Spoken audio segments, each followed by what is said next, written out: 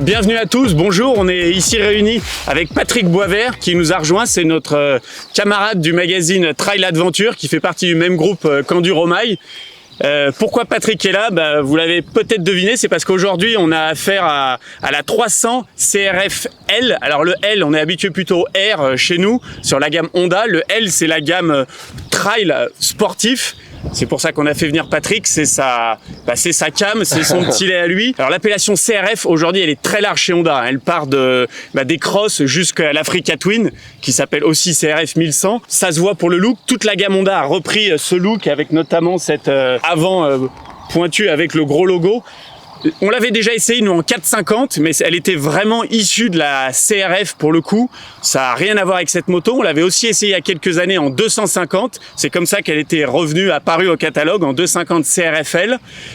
Patrick va nous l'expliquer. Elle avait disparu un temps. Elle revient en 300. Alors il y a une explication un peu technique là-dessous. Moi, on est à cheval entre deux mondes, entre le trail et l'enduro, parce qu'elle a quand même un vrai look, notamment elle a connu un restylage l'an passé. Elle est apparue en 2021 cette CRF. On s'intéresse nous avec un petit peu de retard, avec un an, mais voilà, elle a un vrai look, elle a changé de look et elle connaît un vrai petit succès. T'as l'explication, toi, Patrick, un petit peu? Alors l'explication, en tout cas dans le monde du trail, c'est que on assiste ces dernières années à une spécialisation de la clientèle qui était axée que sur les maxi trails jusqu'à présent et qui ont découvert l'usage hors bitume du trail et qui petit à petit se sont spécialisés, comme je disais, et sont attirés par des motos peut-être plus légères, plus accessibles financièrement aussi. Cette moto qui existait en 2,5, comme tu disais, elle a été arrêtée au passage Euro 5. Elle n'était plus commercialisée en France. Elle revient en 300 et parce qu'il y a une demande aujourd'hui et c'est plutôt à la surprise un peu, j'ai même envie de dire, de Honda France, un petit succès parce qu'il faut savoir qu'à la base Honda France n'avait même pas prévu de l'importer. C'est un concesse du sud de la France qui a gueulé un peu, qui a dit ouais moi j'en veux une vingtaine et ça a mis la puce à l'oreille un peu à l'importateur qui l'a importé. À juste titre, parce qu'aujourd'hui elle marche plutôt bien, elle a plutôt un bon accueil de la clientèle. Ouais, un tellement bon accueil, alors ils en avaient pas rentré en nombre qu'elle est sold out. Ouais. Nous on a celle du Parc Presse Honda France, mais je sais que dans le réseau, moi j'ai des copains qui en cherchent, c'est quasi introuvable, il y en a qui se tournent même vers la Belgique. Enfin voilà, c'est un vrai petit carton pour le volume qui bien sûr, parce qu'en fait je pense qu'ils sont arrivés quand même sur la pointe des pieds en disant on l'importe mais un petit volume, parce qu'il faut savoir que jusqu'à présent, sur les modèles on va dire routiers, trail, les 250 ça marchait pas en France. C'est une catégorie qui marchait pas du tout. Aujourd'hui, les gens qui se spécialisent dans la pratique du tout-terrain avec des trails se disent que finalement c'est pas une mauvaise idée d'avoir une moto légère, facile, pas chère. Quand on tombe, on en casse pour quelques dizaines, centaines d'euros, alors que quand on fait tomber une moto à 25 000, évidemment ça coûte plus cher. Ce qu'on peut dire aussi, c'est que Honda, cette moto, la 250, elle existait en version classique de base, standard, et en version rallye. La 3,5, la 300, elle existe aussi. La rallye, est-ce que je te coupe pour les enduristes qui la connaissent pas, peut-être pas, elle s'inspirait vachement des motos de rallye avec une tête de fourche relevée, un réservoir plus proéminent, voilà. Elle existait en 2,5 et la 300 elle existe aussi mais pas en France parce que Honda justement dans la même idée a pas voulu y aller parce que ça fait grimper un peu le prix et donc ils ont pas osé importer la 300 rallye. D'accord, alors la 300, j'enchaîne, c'est vrai qu'en enduro, nous on est vachement habitué à cette cylindrée qui est notamment en France connue pour être la cylindrée idéale. Ça attire un petit peu plus, le fait de passer de 250 à 300, on va voir un petit peu ce que ça apporte en chevaux, c'est pas foufou mais c'est quand même là. Il y a une petite explication technique, au-delà du marketing, c'est pas juste pour la faire plus grosse, c'est aussi pour lui permettre de passer les normes. Exactement, c'est-à-dire que les normes, en passant d'Euro 4 à Euro 5, ça bride un peu les moteurs, et si on veut pas perdre des chevaux, ce qui est quand même assez capital sur une 2,5 quand on fait 27, si on en perd un peu, on tombe vite sur un poumon, donc en fait la solution qu'ont trouvé les constructeurs, c'est de monter un peu les cylindrées, ce qui fait que elle gagne pratiquement 2-3 chevaux en passant de 2,5 à 300, mais elle en perd pas surtout, voilà. Donc elle est Euro 5 et elle perd pas de chevaux, elle en gagne un peu, mais c'est grâce à l'augmentation de cylindrée, elle gagne un peu aussi en couple et donc en agrément de conduite. Donc c'est une moto qui est radicalement pas complètement différente de la 2,5, mais il y a plein de petites choses qui font que elle intéresse les gens. Il y a un restylage quand même qui est super réussi et techniquement elle évolue quand même un peu. On va faire le tour. Il y a une chose qui bouge, on en parle tout de suite, on parlait de gros trail de prix, c'est son prix. Elle est pour nous en enduro, et puis a fortiori en trail, super accessible. Elle est à moins de 6 000 €. Elle avait démarré sa carrière à 5 799 en version 2021. Elle est à 5 999. Tout augmente. Voilà, on est à 6 000 balles. En tout cas, on a une machine, moi, après, de prime abord, super bien finie. C'est du vrai Honda. Ouais. C'est... Ouais. Enfin, tous les composants, c'est beau, c'est bien fini. Le look, il est super réussi. Ouais, quelqu'un qui connaît pas, c'est une vraie petite enduro, quoi. Moi, j'aime beaucoup, quoi. Elle est moderne. L'été sont moulés de qualité, une fourche inversée. On a un beau bras aussi en conique qui est nouveau. Le cadre périmétrique façon cadre à lui, il est en acier, mais peint gris façon cadre acier. Voilà, même le réservoir qui est en métal, il est bien protégé par du plastique. Il y a un beau petit tableau de bord LCD aussi. Il y a un beau petit tableau, mais qui est vachement simple. Oui. C'est super fonctionnel, quoi. T'as tous les touches. Moi, je suis pas perdu. Il y a pas des menus de fou. Voilà, t'as un compte-tour, t'as un kilométrage, t'as une réserve d'essence et t'as un bouton spécial que je trouve génial pour couper l'ABS sur la roue arrière. C'est obligatoire, mais on peut couper l'ABS pour le tout-terrain, bien sûr. Donc c'est juste un bouton. Alors, faut s'arrêter pour l'actionner, mais on n'a pas à rentrer dans un menu comme par exemple l'Africa Twin ou d'autres où, voilà, quand tu viens de l'enduro, tu trouves ça compliqué. Oui. Voilà, c'est vrai qu'elle a pris quand même 1 000 € par rapport à la 250. Alors pas du jour au lendemain, parce que comme tu dis, elle a été arrêtée. Oui. Voilà, et puis c'est vrai que la 2,5, quand elle est arrivée en France, la toute première 2,5 CRF-L, elle était vraiment à un prix plancher, vraiment pas cher, accessible. Après, avec le temps, elle a un peu augmenté.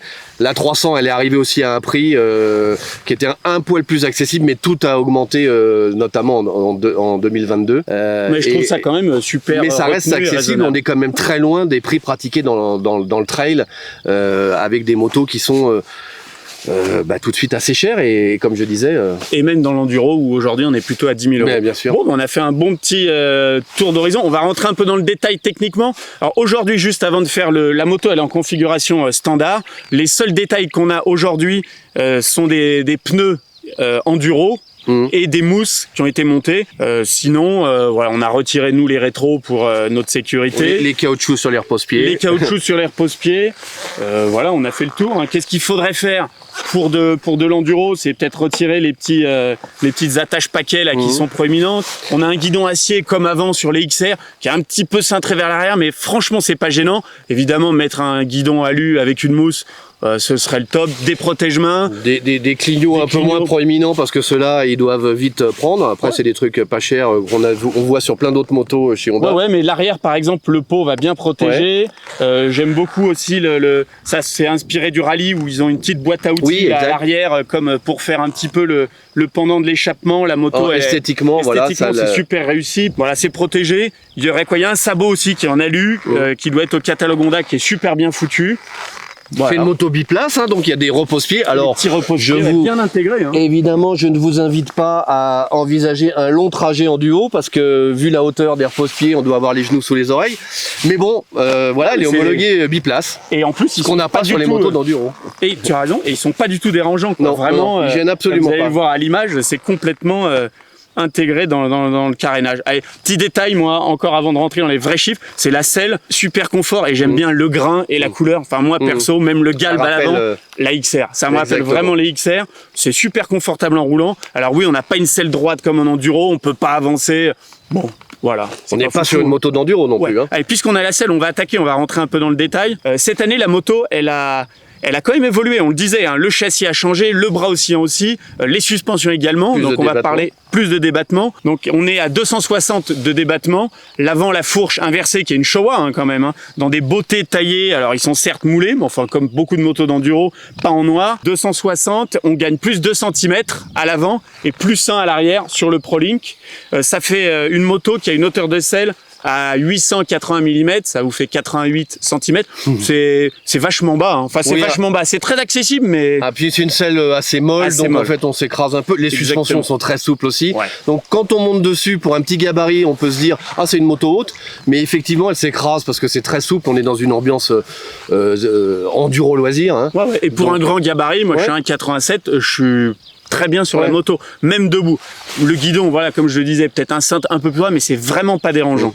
On parlait des hauteurs, des mesures. Il y a la garde au sol, justement, avec qui s'est améliorée, qui gagne plus 3 cm. Et ça, pour un usage enduro loisir, c'est vraiment intéressant. Voilà, on va rentrer un petit peu dans les chiffres. Un truc technique, alors je le montrerai là-bas, non, parce que ça se passe ici, l'embrayage.